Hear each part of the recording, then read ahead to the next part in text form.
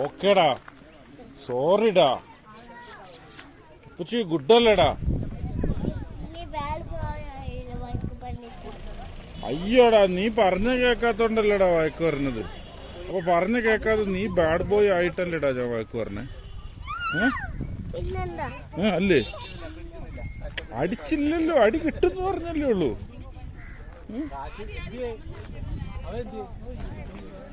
അയ്യോടാ, എങ്ങനെ എന്തോന്ന്? ആർക്ക്? നിനക്കാണോ അടി വേണ്ടേ?